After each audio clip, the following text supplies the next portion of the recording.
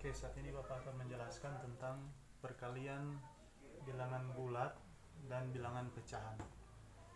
Pada prinsipnya seperti yang video yang lalu Bapak pernah jelaskan bahwa perkalian bilangan bulat dengan bilangan pecahan ini sebenarnya boleh ditulis seperti ini. 4 kali 2 per 4 itu kita bisa tulis 4 per 1 dikali 2 per 4. Jadi 4 ini sebenarnya sama 4 bagi 1 kan tetap 4 juga. Ini kita buat supaya membantu kita dalam proses menyelesaikan soal, supaya lebih mudah untuk dimengerti. Jadi kita langsung 4 kali 2 8, 1 kali 4 per 4. Kemudian kita lihat apakah ini bisa disederhanakan. Bisa. Jadi pembilang ini bisa dibagi oleh bilangan lain lagi, asalkan kedua bilangan itu harus sama. Jadi kalau di atas ini kita bagi dengan 4, di bawah juga harus dibagi dengan 4. Jadi harus sama angkanya, tidak boleh beda. Jadi apa yang kita bagi di pembilang itu juga harus kita bagi di penyebut. Jadi kita sederhanakan 8 per 4 ini dibagi 4 menjadi 2, ini dibagi 4 1, atau 2 per 1 sama dengan 2. Jadi nanti Bapak akan juga jelaskan bagaimana cara membuat pecahan biasa menjadi pecahan campuran nanti di akhir, setelah kita menyelesaikan semua soal ini. Oke, untuk soal nomor 1 kita kerjakan seperti ini.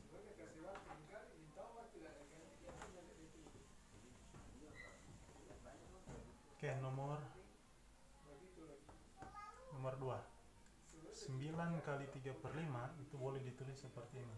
9 per 1 kali 3 per 5. Jadi ini langsung kali 9 kali 3 berapa? 27 per 1 kali 5. 5.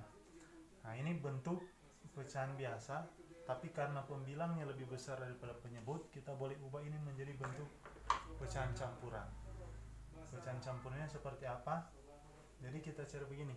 5 kali angka berapa yang hasilnya mendekati angka 27. Jadi dia tidak boleh lewat. Kita uji dari 1, 2, 3, 4, 5, 6, 7, 8, 9, 10. Oke, 5 kali 1 berapa? 5. 5 kali 2 10. 5 kali 3 15. 5 kali 4 20. 5 kali 5 25. 25. 5 kali 6 30. Tapi karena ini 5 kali 6 ini sudah melewati angka 27, berarti 5 kali 6 kita stop di sini. 5 kali 6 tidak termasuk. Jadi kita hanya sampai di 5 kali 5 saja, 25. Jadi kita tulis seperti ini. 5 kali 5 kita tulis menjadi bilangan bulatnya. Kemudian 5 kali 5 kan 25. Hasil dari pembilang ini kita kurangkan dengan hasil perkalian dari 5 kali 5. 5 kali 5 25, hasilnya kita kurangkan. 27 kurang 25 berapa? 2. Penyebutnya langsung taruh sini. 5. Jadi 27 per 5 itu disederhanakan menjadi 52 per 5. Jadi untuk anak-anak SD boleh uji seperti ini. Kalian sebenarnya harus menguasai perkalian. Tapi kalau misalkan masih kurang memahami perkalian, pakai bantuan begini saja. Oke, untuk nomor 2 kita selesaikan seperti ini. Jadi 9 kali 3 per 5 diubah dulu seperti ini, baru kita sederhanakan. Oke, nanti kita bahas lagi yang nomor 3 supaya bisa lebih mengerti. Oke, 18 3 kali 3 per 5 kita ubah begini. 18 per 1 kali 3 per 5. 18 kali 3 berapa? Pakai perkalian bersusun. Kali 3. 3 kali 8 24. 4 simpan 2. Jadi 2 yang disimpan, bukan 4. 3 kali 1 3 tambah 2 5. Jadi 18 kali 3 adalah 54. 4. Kemudian 1 kali 5 per 5. Uji lagi, 5 kali berapa yang hasilnya mendekati 54. 5 kali 1 5, 5 kali 2 10, dan seterusnya. Kalau kalian uji satu-satu, nanti kalian akan dapati itu 5 kali 10, karena 5 kali 10 itu 50. Kalau 5 kali 11 sudah lewat 55 kan, 11 kali 5 itu 55. Jadi ini sudah lewat, ini tidak bisa, karena 11 kali 5 sudah melewati angka 54. Jadi cari perkalian 5 yang tidak melewati angka 54 ini. Jadi 5 kali 10 50. Baru hasil ini 54 dikurang dari hasil perkalian ini. 54 kurang 50 berapa? 54 kurang 50, 4 kurang 0 4, 5 kurang 5 0. Jadi 54 kurang 54 kita taruh di, ini mau hapus ini ya, ini 4 per penyebutnya, langsung disalin di sini. Jadi 54 bagi 5 sama dengan 10, 4 per 5. Oke, nanti kita lanjut nomor 4 supaya juga semakin mengerti. Oke, 10 kali 2 per 3 kita ubah juga seperti ini. 10 per 1 kali 2 per 3. 10 per 1 kali 2 per 3.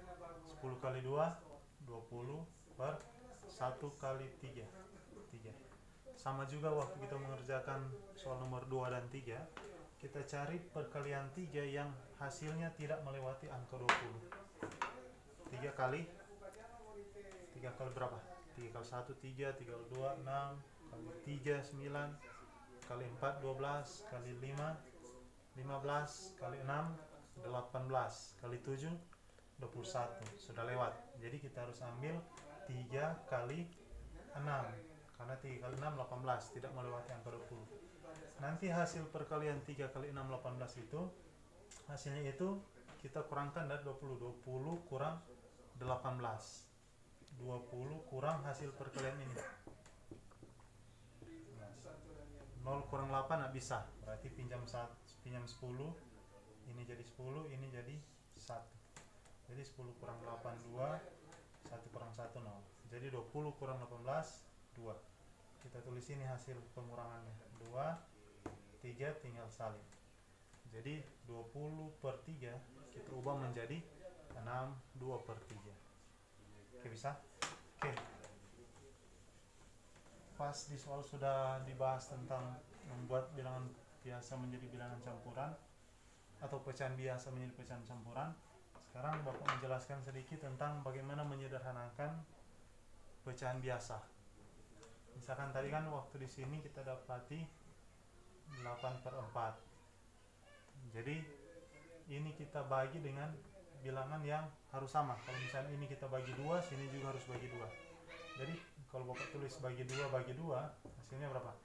8 bagi 4 8 bagi 2 4 per 4 bagi 2 2. Cek lagi, ini masih bisa dibagi lagi enggak? Oh, masih bisa. Pembilang masih bisa dibagi 2, penyebut juga masih bisa dibagi 2. Jadi hasilnya 4 bagi 2 2, 2 bagi 2 per 1.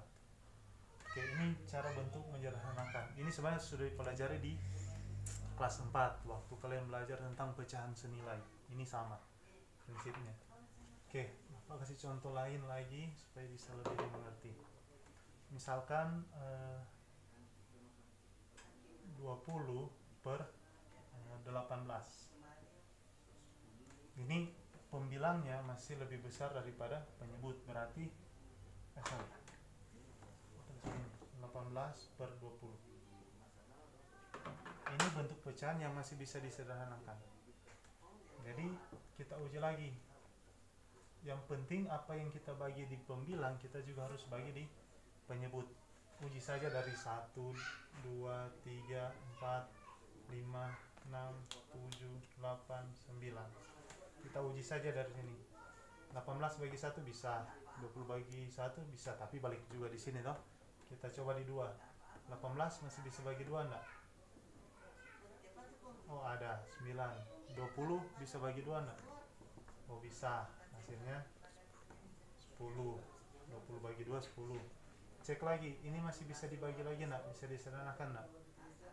Ini bisa bagi 3, tapi ini enggak bisa dibagi 3. Berarti enggak boleh. Jadi apa yang dibagi di pembilang harus sama. Kalau angkanya beda, enggak bisa. Jangan kalian bilang begini, oh ini kan 9 masih boleh bagi 3, 10 masih boleh bagi 2. Ini enggak boleh. Nanti kalian jawab seperti ini, 9 bagi 3 3, 10 bagi 2 5. Ini salah. Kenapa salah? Karena pembilang kita bagi dengan 3, penyebutnya dibagi dengan 2. Itu enggak boleh. Jadi harus sama. Pembilang bagi 2, penyebut juga harus bagi 2. Jadi uji satu-satu. Oke, Bapak kasih contoh lain lagi ya. Misalkan 9 per 15. Oke. Ini bentuk pecahan yang masih bisa disederhanakan. Kenapa ini bisa disederhanakan? Karena pembilang dan penyebut masih bisa dibagi oleh angka yang sama. Kita uji. Ini satu nomor salah. 9 bagi 2 bisa enggak? Enggak bisa. 9 bagi 3 bisa. Cek dulu, 9 bagi 3 bisa. 15 boleh bagi 3 enggak? Boleh. Berarti 9 bagi 3 tulis ini. 15 bagi 3 juga tulis ini. 9 bagi 3 3, 15 bagi 3 5. Ini sudah pecahan yang paling sederhana, enggak bisa disederhanakan lagi. Karena tidak ada angka lain yang bisa membagi ini. Oke, lanjut. Bapak kasih contoh lagi yang bilangan yang lebih besar supaya boleh bisa lebih paham. 12 dibagi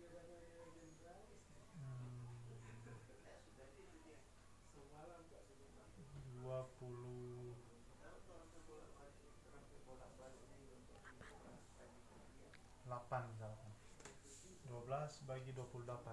Oke. Sekarang ini contohnya, cara menyederhanakan. Uji lagi. 12 bisa bagi 2 enggak? Bisa. 28 bisa bagi 2? Bisa. Berarti 12 bagi 2, 28 bagi 2. 12 bagi 2 6. 28 bagi 2 14. 28 bagi 2 14. Cek lagi, ini masih bisa dibagi lagi tak dengan angka yang sama? 6 bagi 2 bisa? Bisa. 14 bagi 2 bisa, berarti lanjut lagi 2. 6 bagi 2 3 per 14 bagi 2 7. Ini sudah pecahan sederhana karena tidak ada lagi angka yang bisa membagi 3 dan 7. Oke, bisa? Nanti coba diulang-ulang lagi videonya supaya bisa semakin dimengerti. Jadi ini cara menyederhanakan bentuk pecahan biasa sehingga menjadi bentuk pecahan yang paling sederhana. Oke, tambah satu lagi bonus. Misalkan tadi ada pertanyaan, kalau misalkan 2 3 per 6 ini bisa disederhanakan lagi enggak? Bisa. Jadi kita tulis begini. Kita lihat saja yang bentuk pecahannya. Bilangan bulat tidak usah diperhatikan lagi. Tinggal tulis saja sini 2. Yang kita fokuskan di sini. Sekarang 3 per 6. 3 masih bisa dibagi dengan bilangan lain enggak? Misalkan 3 bagi 3 bisa. 6 masih bisa dibagi 3 enggak? Bisa juga. Jadi 6 3 bagi 3, 6 juga dibagi 3, sehingga ini menjadi bentuk sederhana 3 bagi 3 1, 6 bagi 3 2. Jadi 2 3 per 6 bisa disederhanakan menjadi 2 1 per 2. Oke, bisa? Oke, nanti diulang-ulang lagi ya. Jadi diuji-uji saja dari 2, 3, 4, 5, 6, 7, 8, 9. Asalkan apa yang dibagi di pembilang itu angkanya harus sama. Itu yang Bapak bilang dalam matematika harus ada yang namanya prinsip keadilan. Kalau kita lakukan di pembilang bagi 3, di penyebut juga harus bagi 3. Jangan kita bagi 3 di sini bagi 4. Nah, bisa itu. Hasilnya akan salah. Oke, sekian video ini, semoga bisa dimengerti.